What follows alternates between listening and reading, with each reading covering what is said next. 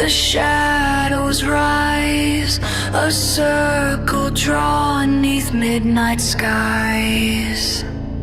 The pages whisper, bound in fate. All right, strap yourselves in, because today we're going deep. Deep. Yeah, into some seriously dark waters. Oh, yeah. We're talking about the Grimorium Imperium. The Grimorium Imperium. Sometimes it's called the Book of the Law of the Practices of the Sleeping Dead.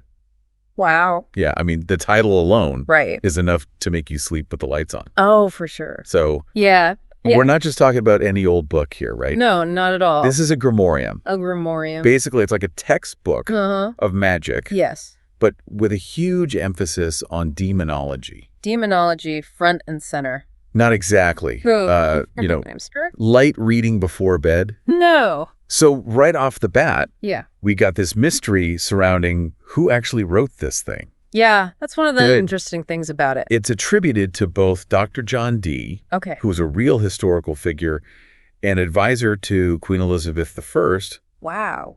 and to Abd al-Hazred, Abdel. a figure who seems to exist somewhere Right. between history and legend. Yeah. Somewhere in that murky in between. Yeah, Yeah. it's fascinating It is. how the Grimorium blends real history with the occult. Absolutely. You know, yeah. we have Dufresne, this respected scholar, Respected scholar. claiming he unlocked the true power of the book Yeah. later in life. Uh-huh. He even talks about I mean, being completely absorbed by it completely absorbed by and it. having some Yeah. seriously unsettling experiences because of it. Oh yeah, he had a rough time with this book. Yeah, and I'm sensing a pattern here. Yeah. Tell me more. The first edition of the Grimorium Okay. even has a note Yeah. warning readers about the book's power Great. and suggesting protection rituals just to read it. To read it, yeah. Out. Yeah, it really does add that Kind of a proceed with caution element proceed with caution, yeah. to the whole thing. To the whole thing. No kidding. Yeah. So, okay, let's start with Dr. John Dee and his introduction. Okay. It seems like the Grimorium really took hold of him. Yeah, he describes this captivating pull that the book had on him. He talks about feeling obsessed, neglecting his other work, and experiencing some seriously disturbing things the more he studied the Grimorium. What do you think drew Dee to this book, despite those obvious risks? Well, I mean, Dee believed that the Grimorium held the key to understanding the biggest mysteries, Like a life, death, Oh, wow. even the nature of the creator. Yeah. So that kind of knowledge, that is a powerful lure. For sure. Even if it comes with a dark side. Okay, that makes sense. Yeah. So let's move on to Liber Primum, Okay. which translates to the Book of the Law and Practices of the Sleeping Dead. Practices of the Sleeping Dead. This is where Abd al-Hazred, Abd al-Hazred. the book's other supposed author, Right. takes center stage. Right. And what an entrance he makes. Yeah. Al-Hazred describes this incredibly vivid encounter with a demon named Ebenor, Ebenor. Okay. right in the middle of the desert. Wow. So the landscape shifts around him. Okay. He hears this relentless calling, Yeah. and then Ebenor appears Uh-huh. in all his menacing glory. This sounds terrifying. Right. Yeah. And it's during this encounter Yeah. that Ebenor gives Al-Hazred the quote-unquote gift The gift. of understanding all languages. Oh, wow. Okay. But we know that this gift quickly turns into a curse. Oh, yeah. Right. Yeah, for sure. So this gift becomes a torment for Al-Hazred. Imagine constantly hearing voices, oh gosh. whispers in every language imaginable. Yeah. It drives him to seek solitude. Right. Just to find some peace. I can imagine. He even begs Ebenor to take the gift back. So instead of taking back the gift, Right. what does Ebenor do? He leads Al-Hazred Yeah. even deeper into the desert, Oh. down into a chamber Right. filled with forbidden knowledge. Uh-huh. This is where the Grimorium introduces the concept of the old ones. The old ones. Yeah. Who are they? They're described as Okay. ancient, incredibly powerful beings Uh-huh. who were banished from Earth Okay. long ago Right. because of some kind of cosmic shift. Uh-huh. Think of them as entities Go ahead. whose very existence predates humanity Wow. and whose power is beyond our comprehension. Okay. And what about Nyarlathotep? Nyarlathotep. I've definitely heard that name before. Nyarlathotep is a major player here. Okay. He's the messenger of the Old Ones. Right. And it turns out Ebenor, Yeah. the demon Alhazred encounters, is one of Nyarlathotep's many forms. Okay. The Grimorium even hints that the Old Ones might return when the stars align. Seriously chilling. Yeah. So this Nyarlathotep, he has multiple forms. He does. Tell me more about that. The Grimorium lists 21 names or faces of Nyarlathotep. Right. Each name is linked to a specific hour of the day. Okay. And has unique powers. Oh, wow. And let's be clear. Yeah. The Grimorium stresses that invoking Nyarlathotep is incredibly dangerous. Okay, so instead of listing all 21, sure, maybe you could give us a few examples. Okay. Which names really jump out at you? Well, there's Odanin. Okay. Who can grant wishes from the Old Ones. Oh. You can see how that could be incredibly tempting. Right. But the Grimorium suggests that the Old Ones' motives are not our own. Right. So be careful what you wish for. Be careful what you wish for. Right? That's a good point. Yeah. Any other names that stick out? Bosoro is another one that caught my eye. Oh, he knows the thoughts of all men.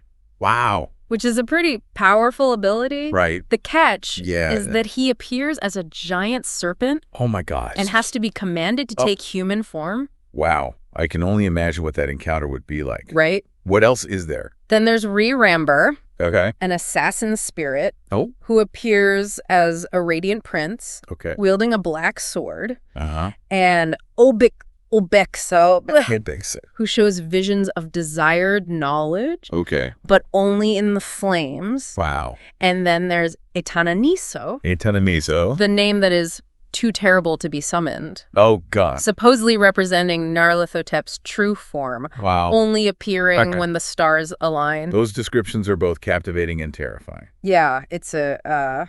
So we got Nyarlathotep yeah. and his many faces. His many faces. But what about the Old Ones themselves? What else does the Grimorium tell us about them? That's where Liber Secundum comes in. Liber Secundum? Or names, natures, and seals of the Old Ones. Okay. This section dives into the Old Ones, giving us their names, appearances, and even the specific astrological alignments needed to summon them. So... are we talking about a long list here? Oh, yeah. We're talking a whole pantheon of cosmic horrors. Right. Some of the descriptions are truly unsettling. Yeah. There's UK Hun, a colossal serpent, Magoth, a creature with the body of a cat. Oh, wow. And tentacles of an octopus. Oh, that's terrifying. And Yakihath. A constantly shifting mass of devoured souls. It sounds like something out of a nightmare. Oh, yeah, for sure. And of course, we can't forget about Cthulhu. Right, Cthulhu. Yeah. The Grimorium includes Cthulhu. Yeah. That iconic giant with wings. Right. And an octopus head. What's interesting is that Cthulhu embodies this fear of the vast unknowable universe. Yes. And humanity's insignificance. Totally. In the face of cosmic forces. Cosmic forces. It's not just a cool monster. Right. It's tapping into something much deeper. It's a deep-seated fear. Yeah. Yeah, and the Grimorium is very clear. Yeah, it's very clear. Summoning these entities is incredibly dangerous. Incredibly dangerous. And Alhazred warns against doing so. Yeah. Out of mere curiosity. Or for personal gain. In personal gain. So this isn't just a theoretical text on demonology. Right. It actually provides instructions for summoning these beings. Yeah, it does. Pretty risky stuff. Yeah, definitely. And that brings us to Liber Tertium. Liber Tertium. Which focuses on the practical aspects of the Grimorium. Okay. Creating the magical tools needed for summoning. All right, so like wands, staffs, that sort of thing. Exactly. Yeah. But the Grimorium goes into meticulous detail about the process. Right. Emphasizing the use of specific materials. Hymings. And rituals. It's not just about grabbing any old stick and calling it a wand. No, definitely not. I bet there's a lot of symbolism involved too. Absolutely, yeah. Each tool has a specific purpose and symbolic meaning. Yeah. For example, the robe has to be black, adorned with specific sigils. Wow. And created through a multi-day ritual. Wow. They really don't skimp on the details, do they? Well, what are some of the other tools mentioned? Well, you've got the staff made from cypress wood and engraved with the sigil of Ikotos. Wow. They really don't skimp on the details, do they? No. What are some of the other tools mentioned?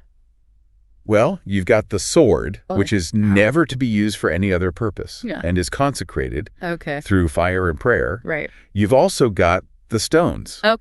12 gemstones. Yeah. Each representing a specific group of old ones. And of course, there's the ring, a silver disc on a gold band, which supposedly offers minimal protection against the old. That's not very reassuring. Right. Anything else that stands out about these tools? The Grimorium emphasizes the great consecration. A powerful prayer used to imbue the tools with power. There are some lines in there that are quite evocative, like, I call to you, oh, spirits from the other side. Oh, wow. It gives you a real sense of the forces that they are trying to harness. Yeah. So they've got their tools. They've said their prayers. They've said their prayers. What's next? Do they just jump right into summoning these old ones? Not so fast. Before any summoning can take place, they need to construct a protective circle. That's what Liber Quartum is all about. Liber Quartum? Yeah. I'm guessing this circle is pretty important. Oh, it's essential. Given the entities we're talking about. Absolutely. A Grimorium is very specific about the need for a strong circle. Especially when summoning the old ones. It describes the materials and dimensions. The placement of the spirit seal. And the ritualistic banishing of wandering spirits. Before the summoning can even begin. Sounds like a multi-step process. It is. With a lot of precautions built in. A lot of precautions. And the banishing incantation is pretty intense. It's intense. It includes phrases like, depart or face my wrath. Yeah, no kidding. You definitely get the sense that they are not taking any chances. They're not taking any chances. This is all so fascinating. It is, isn't it? But I have to admit, I'm already feeling a little overwhelmed by all this information. I hear you. It's a lot to take in. But remember, we're just scratching the surface of the Grimorium Imperium. All right, so before we get too far ahead of ourselves, maybe we should take a minute to recap what we've learned so far. Okay, sounds good. What do you think are the most important takeaways from what we've covered? Well, let's see. I think we've explored the Grimorium's mysterious origins, connecting it to both Dr. John Dee and the enigmatic Abd al-Hazarid. Yeah, and we learned about those powerful and terrifying entities banished from Earth. The old ones. The old one. Not to mention Nyarlathotep. Nyarlathotep. Messenger of the old ones. Yeah. With his 21 names or faces. Each possessing unique abilities. Absolutely. And we've even started looking at the practical side of the Grimorium. With its detailed instructions for crafting those magical tools and constructing that all-important protective circle. That protective circle. It's clear that this Grimorium isn't just some collection of scary stories. No, not at all. It claims to hold real power. Yeah. And the warnings sprinkled throughout suggest that power shouldn't be taken lightly. Absolutely. It makes you wonder, what could possibly motivate someone to risk summoning these entities? That's the question, isn't Knowing how dangerous they are. It's a question that haunts the entire Grimorium. Remember Alhazred's experience. He gained this incredible, almost overwhelming knowledge. But at a terrible cost. It seems there's a theme here. The pursuit of forbidden knowledge always comes with a price. So it's not just about power then. It goes beyond that. It's about this deeper human desire to understand the universe. Absolutely. Even its darkest corners. Even its darkest corners. That's right. Yeah. The Grimorium seems to acknowledge that some people are driven by a thirst for knowledge that goes beyond personal safety. Just look at Dr. Dee, captivated and ultimately consumed by the book's secrets. It's like the book itself is a test. Yeah, that's interesting. You know? Yeah. Are you willing to risk everything? For a glimpse beyond the veil. For a glimpse beyond the veil. Yeah. That's a great way to put it. And the Grimorium doesn't sugarcoat the consequences. It doesn't. The old ones are described as forces of unimaginable power. Yeah. And their return is hinted at as a cataclysmic event. A cataclysmic event. Okay, so maybe summoning the old ones themselves is a bit too extreme. A little intense. Here we are again in the dark side of the Necronomicon. As I said before, it's not obligatory for every Chaos Magic practitioner, but for those who use Necronomicon, it's very important. Not because it's good or not because it's bad, but because it's both of them. The duality have a little space right here. So when you deal with Chaos Magic, it's very important you know about Necronomicon. So for those who follow Necronomicon, it's important to know the history around this book. This book may be a fiction. This book may be true.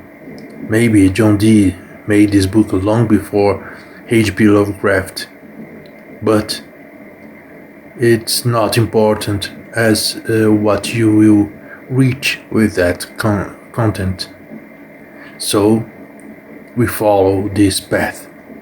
Here in Chaos Magic Time. But the Grimorium also talks about Nyarlathotep. Right. And his 21 different names, right? Right. What would someone hope to gain from invoking those? Well, each name is associated with specific powers. Okay. Someone might seek knowledge of the future, for example. Yeah. By calling upon Oxyrin, who appears on this incredibly fast black horse. Oh, wow. Others might desire influence over people. Wait. They might try to summon Ossinan, who can control human bodies. Wow. And even change their forms. So the motivation depends on the individual's desires. It does. Someone consumed by ambition might seek out a different name than someone seeking forbidden knowledge. Absolutely. Okay. And the Grimorium goes into great detail about the process of summoning these names, specific hours, rituals, even precise gestures. Wow. It's not just a matter of saying a name and seeing what happens. So there's a system. Yeah. A kind of dark science. A dark science to it all. To it all. Right. The Grimorium presents these rituals and instructions, but it always emphasizes the risks. It's like it's saying, here's the knowledge, but proceed at your own peril. Do you think that's part of the allure? Maybe. This forbidden knowledge presented in such a structured, ritualistic way? Yeah. Almost makes it more tempting. Perhaps. You know, there's a certain fascination with the occult, with the idea of tapping into hidden forces. Right. The Grimorium plays into that, offering a glimpse into a world most people would never dare explore. And maybe that's why the Grimorium continues to intrigue people. Yeah. Even today. I think so. It's a window into dark magic. Ancient secrets. Ancient secrets. And the allure of forbidden knowledge. Forbidden knowledge. Makes you wonder, is this a genuine grimoire? Right. A guide to summoning powerful entities? Yeah. Or is it just a work of fiction? Yeah. A testament to our fascination with the unknown? It's a question that might not have a definitive answer. Right. But one thing's for sure. Yeah. The Grimorium Imperium captivates and disturbs in equal measure. Before we move on, let's revisit those specific examples of Nyarlathotep's names we discussed earlier. Hearing about them really brings the Grimorium to life. Agreed. Those names aren't just words on a page. No, they're not. They represent powerful forces. Powerful forces. Each with its own allure. And potential consequence. Absolutely. Like Odanin. Odanin. The wish granter. Right. It's a good reminder. That power is seductive. Power is seductive. The Grimorium suggests that even seemingly benevolent entities like Odanin should be approached with extreme caution. With extreme caution. Right. Because the old ones have their own motives. The old ones have their own motives. Their gifts often come with strings attached. They do. A wish granted might not play out the way you expect. That's right. It's like that old saying, be careful what you wish for. Right. Exactly. Yeah. Then there's Basaro. Right, Bosoro. Who knows the thoughts of all men. Imagine having access to that kind of information. Can you imagine? But as we discussed, Bosoro appears as a giant serpent. A giant serpent. And you have to command him to take human form. To take human form. It's a reminder that even knowledge can be dangerous. Knowledge can be dangerous. And that accessing it may require us to confront our deepest fears. To confront our deepest fears, So the Grimorium is saying that true knowledge isn't easily obtained. That's right. It requires courage. Preparation. And maybe even a willingness to face something monstrous. Something monstrous, Precisely. And then there's Ranber. Ranber. The assassin spirit. Right. Who appears as this radiant prince with a black sword. Yeah. A chilling reminder that power can be used for good or evil. That's right. Even those who seem beautiful and noble might harbor darkness within. Absolutely. It's a good reminder that appearances can be deceiving. Appearances can be deceiving. Especially when we're dealing with entities beyond our world. Absolutely. Okay. Let's not forget Obexab. Who shows visions of desired knowledge. Right. But only in the flames. It suggests that true knowledge might be hidden. Right. And it takes a certain kind of insight. Maybe even sacrifice. Sacrifice to obtain it. To obtain it. That's right.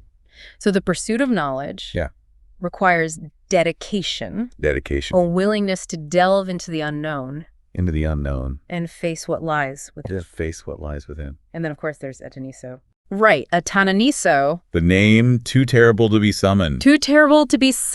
Representing Nyarlathotep's true form. Yeah. It reminds us that some knowledge might just be beyond human comprehension. Seeking it might lead to madness or even destruction.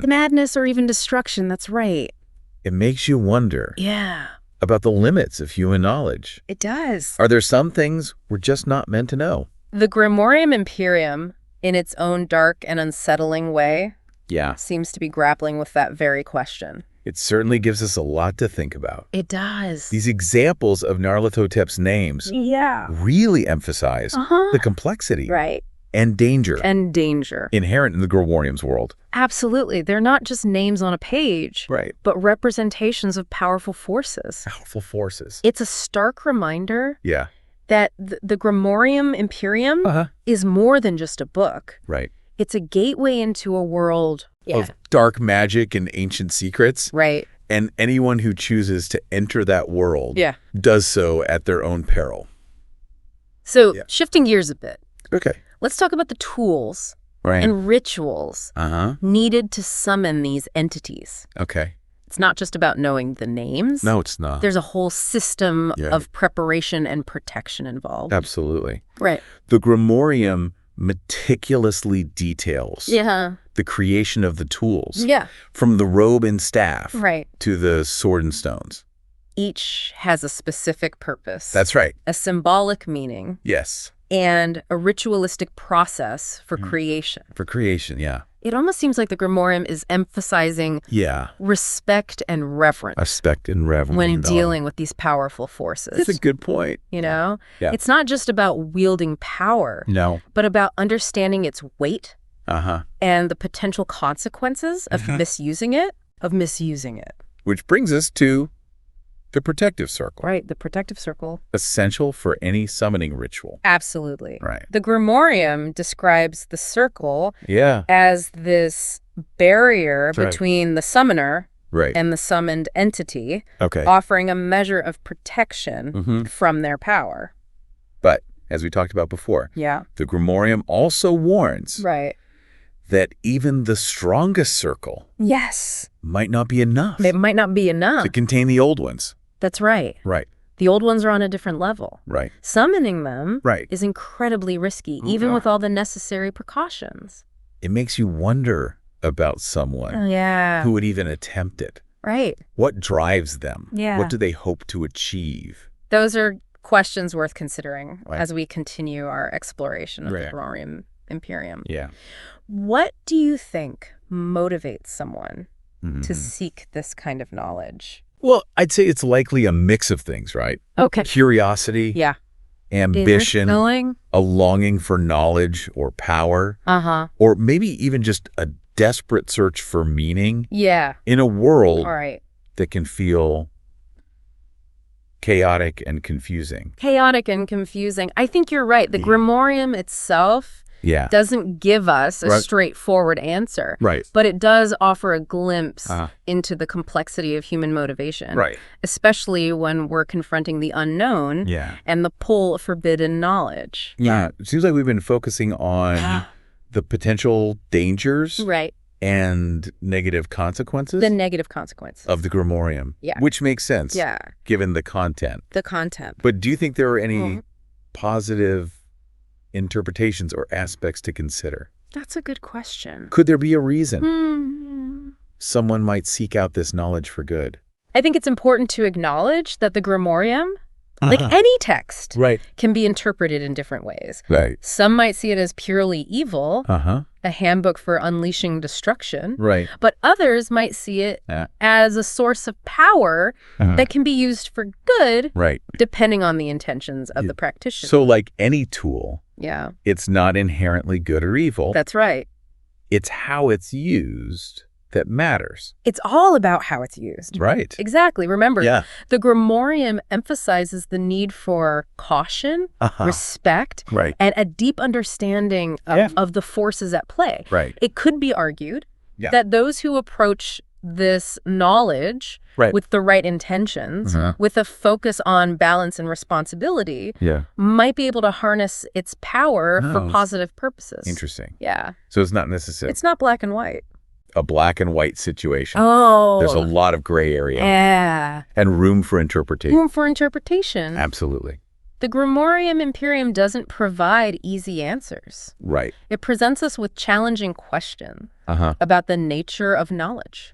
Power. And the choices we make. And the choices we make. It's up to each individual to grapple with those questions and decide what they believe. That's a good point. It's not just about the content itself. No, it's not. It's about the dialogue. And critical thinking it inspires. Exactly. The Grimorium can act as a catalyst for introspection, forcing us to confront our own beliefs about the universe, our place in it, and the potential consequences of our actions. Okay, so before we wrap up this part of our deep dive, sounds good. Maybe we should touch on the ethical implications of the Grimorium. One last time. Good idea. Okay. It's a crucial aspect. It is. To consider. Remember, the Grimorium doesn't shy away. No, it doesn't. From the potential consequences of dabbling. In these dark arts. Alhazred's descent into madness. Is a stark warning. About the price of forbidden knowledge.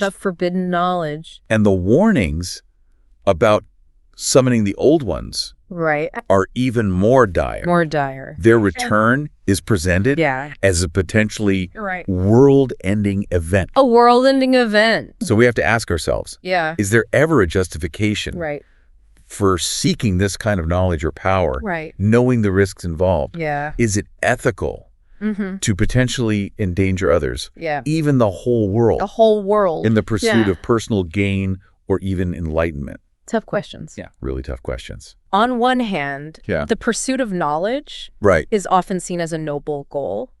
But when that knowledge could unleash unimaginable horrors, it makes you wonder if some things are better left alone.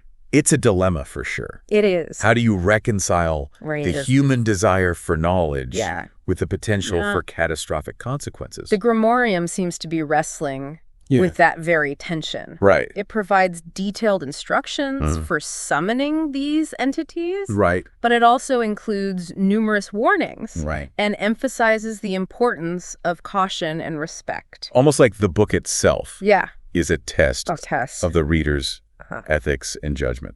It's a fascinating way to look at it. The Grimorium doesn't offer simple answers. No. It lays out a path. But it's up to each individual to decide whether or not to follow it, knowing the potential consequences. And those consequences could be huge. Impacting not just the individual, but potentially the entire world. the entire world. Exactly. Like the Grimorium suggests that even the choices we make in the realm of the occult can have far-reaching consequences. Far-reaching consequences. We are all interconnected, and our actions can ripple outward, impacting others in ways we may not even imagine. It's a sobering thought. It is. Especially given the power the Grimorium claims to possess. It brings us back to that fundamental question. What motivates someone to risk summoning these entities in the first place? Yeah, what is that motivation? Is it pure ambition? Right. A lust for power? Yeah. Or something more complex? Maybe it's a combination of factors. Oh, curiosity, curiosity, ambition, a longing for knowledge and power, even a desire to find meaning in a world that can often feel chaotic and confusing. Chaotic and confusing. It's likely a mix of all those things. Right. The Grimorium doesn't give us a simple answer, but it does offer a glimpse into the depths of human motivation, especially in the face of the unknown. Right, in the face of the unknown. But ultimately, the question of whether the potential benefits of this knowledge outweigh the risks is something each individual has to grapple with. Yeah, well said. Yeah. The Grimorium Imperium Yeah. is a fascinating and unsettling text. It is. Full of dark magic, ancient secrets, and thought-provoking dilemmas. Thought-provoking dilemmas. It reminds us that the world is stranger and more dangerous than we often realize. And that the choices we make can have consequences far beyond our immediate understanding. Far beyond our immediate understanding, that's right. Well said. Yeah. It's a book that challenges us to think critically about the nature of knowledge. And the nature of knowledge. Power. And the choices we make. We are and live here to enjoy life. Avoiding these means avoiding being ourselves. One of the ways people like to live is by learning more. And that's why I make these podcasts about books and about chaos magic. Here in Brazil, we are all educated to be cheap.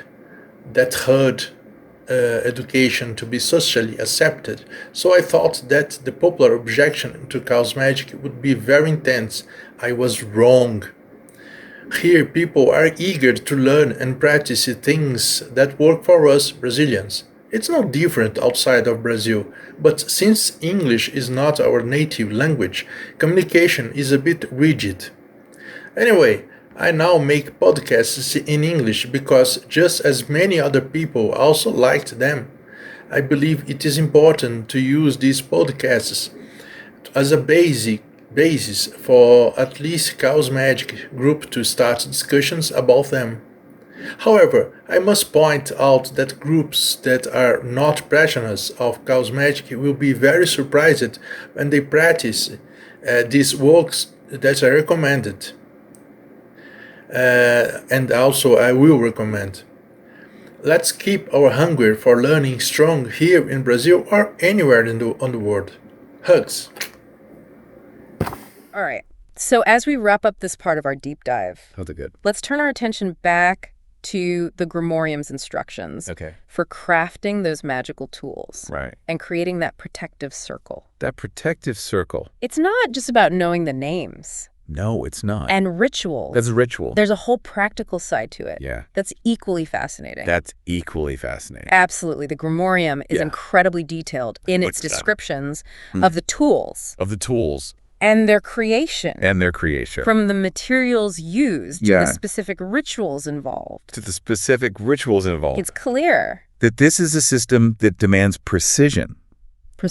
And a deep understanding. Of the forces at play. Let's start with the robe. Okay. The robe. Yeah. What's its significance? The robe is more than just a piece of clothing. It's a symbol of the practitioner's dedication and a tool for focusing their energy. The Grimorium specifies that it must be black, adorned with certain sigils, and created through a multi-day ritual. Wow, that's a lot of effort just for a robe. It is. I'm guessing the sigils are important. Definitely. Yeah. The Grimorium doesn't go into detail about the meaning of each sigil, but it's clear that they are essential for the robe's function. Right. They might represent specific energies, right, entities, or concepts that the practitioner is trying to invoke or ward off. So the robe is both a protective barrier. You could say that. And a conduit for power. It's about creating a separation between the practitioner and the forces they are working with, while also allowing them to tap into those forces. What about the staff? The staff. What's its role in all of this? The staff is often seen as a symbol of authority and power. Right. And that holds true in the context of the Grimorium. Okay. The Grimorium specifies that the staff should be made of cypress wood. Okay. And engraved with the sigil of Ikotos. Cypress wood and the sigil of Ikotos. Right. Is there any specific significance? That's a good question. To those choices? Cypress wood is often associated with death and the underworld in various mythologies, so it makes sense that it would be used in a grimoire focused on summoning entities. Right. Okay, so we're back, and I gotta say, my curiosity is definitely piqued. I bet. You know, we've explored the Grimorium's origins. Yeah. The entities it describes. Right. The tools needed for summoning. And that elaborate protective circle. That protective circle. But there's still one big question looming. Oh, yeah. What actually happens during a summoning? What happens when you open that door? Yeah. Yeah. What are the potential outcomes when someone attempts to contact these powerful beings? You know? The Grimorium itself doesn't provide a clear-cut answer. Right. It describes the rituals and preparations, but it doesn't really go into detail about what happens once the entity is summoned. Right. I guess that's part of the mystery and danger, right? It definitely adds to the suspense. Yeah. But based on what we know about the Grimorium, okay, the entities it describes, and the warnings it provides, can we speculate a bit? Sure. What might a summoner experience? Okay, when they attempt to contact, say, one of Nyarlathotep's faces. We can definitely delve into some possibilities. Okay. Remember, each of Nyarlathotep's faces represents a specific power or aspect of knowledge. Okay. So the experience would likely depend on which face is summoned and the summoner's intentions. Okay, so let's say someone summons Odonin, the wish granter. Right.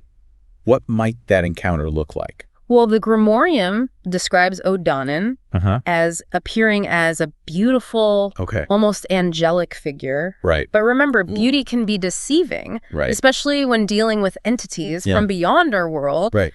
The summoner might feel a sense of awe, even reverence in Odonin's presence. But we know that the old ones, even their messengers, have their own agendas. They do. So what might be the catch? The Grimorium warns that wishes granted by the old ones often come with a price. Right. It might not be an immediate, obvious price, but there's always a cost to dealing with such powerful forces. So it's like a cosmic monkey's paw situation. Yeah, exactly. You get what you wish for, but not in the way you expected. Not in the way you expected. Yeah. The Grimorium suggests that the old ones operate on a different level of reality. Oh, wow. With a different understanding of time, cause, and effect. Right. So a wish granted might have unforeseen and unintended consequences. Unforeseen and unintended consequences, rippling outward in ways the summoner couldn't possibly comprehend. Yeah, that's right.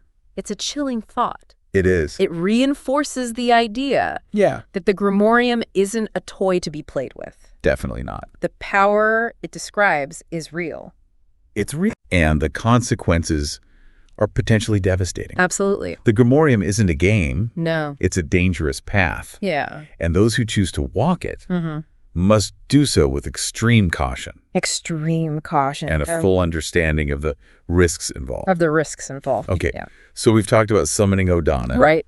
What about some of those other faces? Okay. What might an encounter with, say, Bosoro, knower of all thoughts, entail? Well, summoning Bosoro would be a completely different experience. Okay. The Grimorium describes him appearing as a giant serpent, which immediately sets a different tone. Yeah. Instead of beauty and allure, there's this sense of primal fear and power. Yeah, I can imagine confronting a giant serpent that can read your thoughts. would be pretty intimidating. Yeah. What might a summoner hope to gain from such an encounter? Well, the obvious answer is knowledge. Right. Basoro possesses the ability to know the thoughts of all men. Wow. So a summoner might seek his wisdom, hoping to uncover hidden truths or gain insights into the minds of others. But there's always a catch, right? There's always a catch. What might be the price of such knowledge? Well, imagine having access to the unfiltered thoughts of everyone around you. That would be a lot. It could be overwhelming, even maddening. Right. The Grimorium suggests that true knowledge can be a heavy burden. Right. And not everyone is equipped to handle it. That makes sense. There's a reason why we don't have access to each other's thoughts. Exactly. All the time. Yeah. It would be chaotic and overwhelming. It would. So summoning Basoro might not be about gaining knowledge so much as confronting the potential consequences. The potential consequences of such knowledge. Such knowledge, That's a really interesting perspective. Yeah. Perhaps the Grimorium is suggesting that the pursuit of knowledge isn't always about finding answers. That's right. Sometimes it's about understanding the limits of our own understanding and the potential dangers. Of exceeding those limits. Exceeding those limits. That's okay. That's pretty profound. Yeah. It seems like the Grimorium is more than just a book of spells and rituals. It is. It's a philosophical exploration of the nature of knowledge, power, and the human condition. That's right. It's been an incredible journey. It has. Exploring the Grimorium Imperium with you. I've enjoyed it. It's a book that continues to fascinate. And discourage. It's a derb. In equal measure. Yeah, that's a good way to put it. But I have to ask. Yeah. As we wrap up this deep dive. Okay. What's your final takeaway? Let me think. Yeah. What's the one thought you want our listeners to walk away with? I think the most important thing to remember is that the Grimorium Imperium, regardless of whether it's a genuine grimoire or a work of fiction, serves as a powerful reminder of the human fascination with the unknown and the allure of forbidden knowledge. It's a reminder that the pursuit of knowledge and power can be a dangerous path, and that those who choose to walk that path must do so with wisdom, caution, and a deep sense of responsibility. The choices we make, even those seemingly confined to the realm of the occult, can have far-reaching consequences. Absolutely. And it's up to each of us to decide where the line lies between curiosity and recklessness. Between seeking enlightenment and unleashing chaos. Well said. Thanks. The Grimorium Imperium is a text that will continue to spark debate and inspire reflection for years to come. I think so. It's a testament to the power of the human imagination. Absolutely. And the enduring allure of the mysteries that lie beyond our understanding. Thanks for joining us on this deep dive. It was my pleasure. A name once lost, we now awake.